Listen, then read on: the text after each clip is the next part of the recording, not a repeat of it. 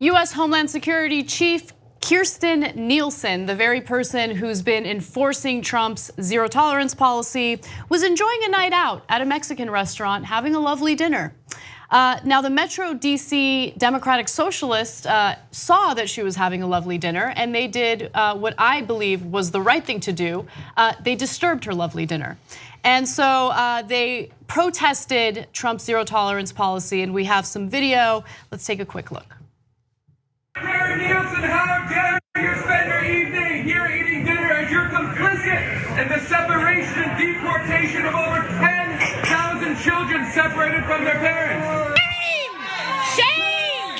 Shame! Shame! Shame! Shame! Shame! Shame! Awesome. Yeah, I'm torn on it. No, I love it. I love it. Yeah. You know, I get that civility made sense in a time when politics was very different. We're in a completely different world now. And I'm done playing patty cakes while these people, I mean, think about it. I mean, she's out in public enjoying a lovely dinner while people are experiencing their children ripped away from them, not knowing when they're gonna see them again. No, you don't get to enjoy a nice, lovely dinner. And before I would have said, no, it's not okay, don't harass people. I know that I wouldn't appreciate it, but I also wouldn't be complicit or enforcing this type of policy. Remember, Kirstjen Nielsen was considering quitting her job because Trump, in a meeting, decided to tear her apart because at first she refused to enforce this policy. And then she decided, no, I'm gonna tuck tail and I'm gonna do it, even though I know that it's the wrong thing to do. I love that they protested the way that they did. She deserved it. So, and let me explain why I'm conflicted on it. On the one hand, the word civility is used in Washington to make sure that the elite and the establishment are not disturbed. And they can start wars in Iraq and kill hundreds of thousands, if not millions, of innocent civilians. That's fine as long as you're not uncivil to the establishment and to their club. They can take away kids from their parents, and hey, those people aren't in our club, right? So I totally get that. On the other hand, we feel passionately about this. The right wing feels passionately about other issues, and if we are constantly yelling at one another, and it's gonna get ugly and it's gonna get there soon. Now, on the third hand, they're already there. So the question is, do you strike back or do you sit there and get run over in Charlottesville, right? And in other places where they have chosen that path, and they've done it over and over again. And Project Veritas then goes and does Dr. Tapes, whether it's in the Acorn situation, and they shut that whole organization down. They used to help poor people get health care, get legal services, get the things they need. Now they don't. They robbed that of so millions of people in America, and they did it in underhanded ways, etc. So I believe in fighting back super hard, but politically. So now they yell at Nielsen. Good. When Bernie Sanders is president, then the right wing will start attacking them at dinner.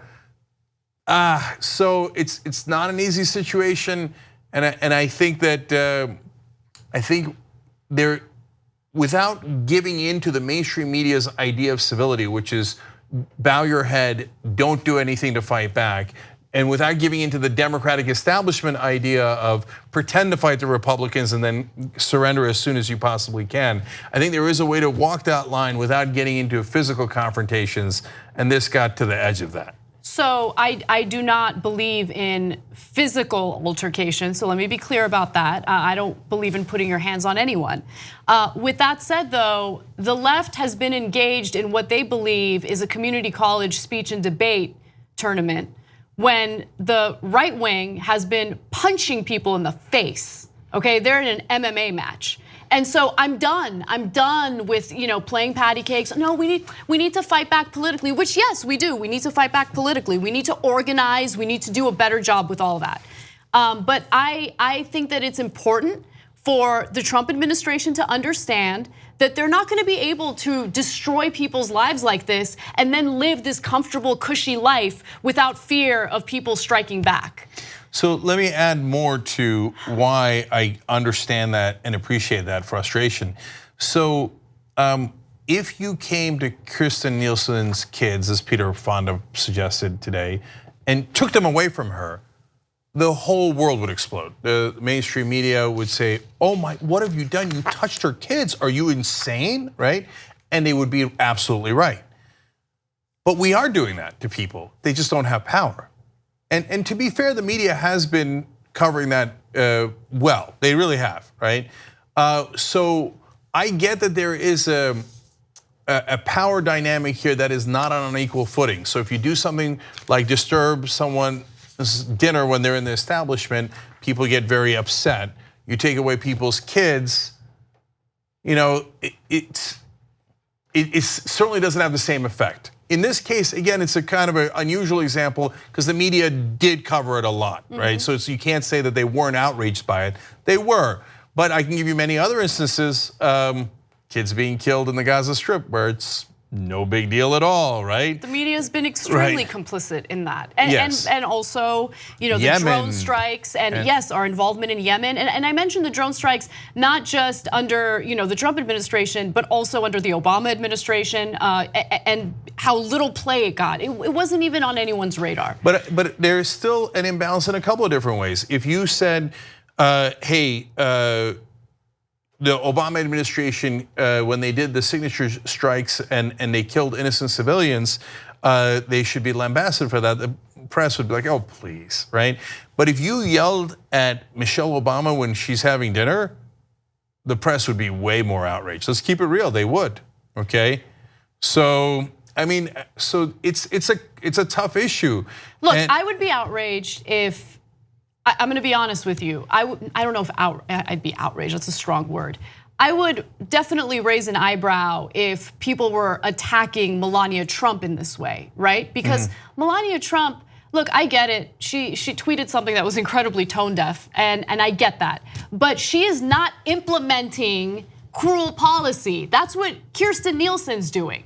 I mean, she's spineless, she's spineless. Now some might argue, well, what is she supposed to do? I mean, Trump's the president, this is her position. She was gonna quit, but she didn't wanna quit. She decided, she had a choice to make there. On that, I 100% agree with you. She's not an innocent bystander. She is the one executing these decisions as the head of Homeland Security. And she made that decision. And why did she do it? She did it for power and privilege. That's right. And so I'm not confused about that. And finally, I'll add one last thing. The dinner that should have been disturbed but was not, and by disturbed I don't mean again physically, but I mean in terms of significant protests, is the one that Trump was having on Tuesday night. He attended a fundraiser. In order to attend that fundraiser, you had to give $100,000 per person. Oh, he's gonna drain the swamp. That's what I'm gonna do, I'm gonna drain the swamp. $100,000 per person to attend the dinner. That is the definition of corruption. They're literally sitting there in plain sight bribing him. And we all go, oh, it's campaign donations, it's fine. No, there's no appearance of corruption. No, the reason we have all these hideous policies in the first place is because all of our politicians have been bought and they're buying them right in front of us. So those are the fundraisers we should find, and those are the ones that should have massive protests, political protests all over them. And if the guys in Texas who paid our due declare $100,000 a piece to bribe our politicians are disturbed, well, that is a disturbance that I would be massively in favor of, as long as you keep it non-physical and purely political. Two easy ways to follow the Young Turks. One is hit the subscribe button down below, then you're a TYT subscriber. And second is ring the bell. And when you do that on YouTube, you're notified of our videos.